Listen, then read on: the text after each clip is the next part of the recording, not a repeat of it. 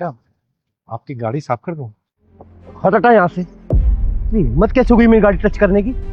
आज के बाद ना मेरी गाड़ी के आसपास दिख मत जाइयो। क्या कहीं का, चल हट यहाँ से।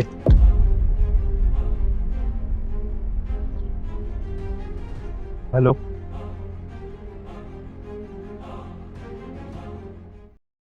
बेटा, मैं आपकी गाड़ी साफ कर दूं? बहुत गंदी हो रही है। नहीं अंकल जी, मैं पहले ही लेट हो रहा हूँ, सॉरी। 5 मिनट लगेंगे बेटा, एकदम से चमका दूंगा।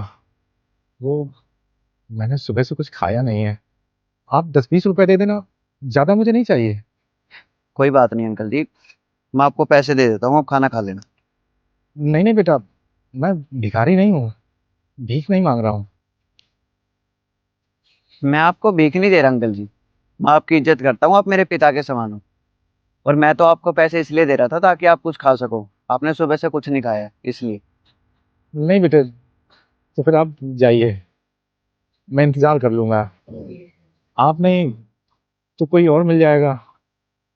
कोई तो होगा जिसे मेरी मेहनत की जरूरत होगी। आप जाइए।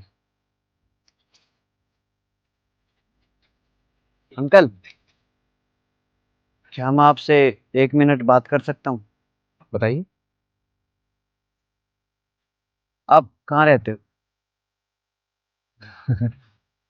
छोड़िए ना, आप क्या करेंगे जान के।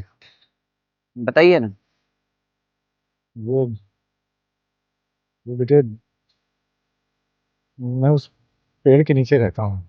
नहीं, आपका कोई घर भी तो होगा ना? अब घर पहले था बेटे, अब नहीं रहा। मैं कुछ समझा नहीं। अपने बच्चों को विदेश भेजने और लायक बनाने के चक्कर में मैंने अपना घर बेचकर किराए के मकान में रहना शुरू कर दिया था। लेकिन आपके बच्चे कहाँ रहते हैं? मेरा एक बेटा विदेश में रहता है और एक इसी शहर में है। तो आप उनके साथ क्यों नहीं रहते? उनके घर में मेरे रहने लायक कोई जगह नहीं बेटा। क्यों? उसकी वजह यह है कि मेरा एक बेटा डॉक्टर है और एक इंजीनियर। अब पढ़े लिखे डॉक्टरों और इंजीनियरों के घर में इस फटेहाल बाप के लिए कहाँ जगह होगी बेटा। फिर तो उनकी कमाई अच्छी होगी।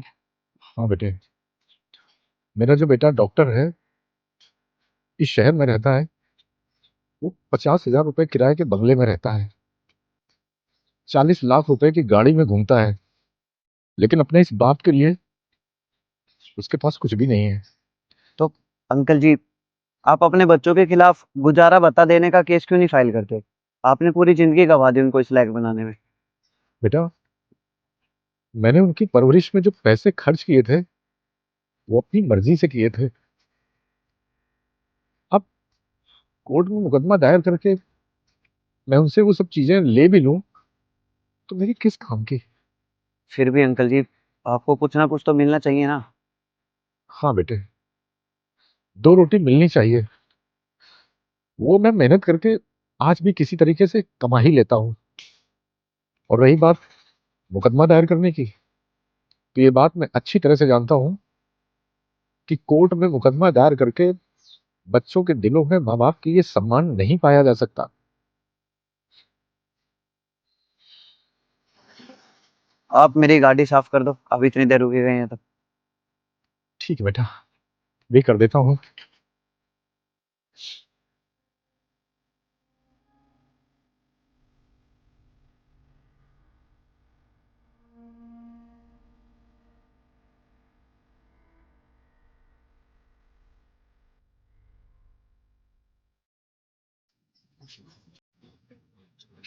ये लो बेटा, साफ हो गई। अंकल जी, मेरा एक कार शोरूम है, क्या आप उसमें काम करेंगे? गाड़ियों की देखभाल करना। आप बहुत दयालु हो बेटा, लेकिन मेरी खुददारी किसी दया की मोहताज नहीं है। शुक्रिया। अंकल जी, मैं आप पे कोई दया नहीं कर रहा, बस आप वहां पे काम करेंगे, उसके बदले आपको पैसा मिलेगा। एक मेरे बेटे हैं जिन्होंने मरने के लिए मुझे सड़क पर छोड़ दिया, और एक आप हो जो अनजान होकर भी अपनों से ज्यादा मदद कर रहे हो। मैं आप पे कोई एहसान नहीं कर रहा। आप वहाँ पे काम करोगे, उसके बदले आपको पैसा मिलेगा। और ये मेरा कार्ड है, आप कल इस पते पे आ जाना। मैं आपके रहने का इंतजाम पहले से ही करा दूँ। ठीक है बेटा, धन्यवाद बेटा।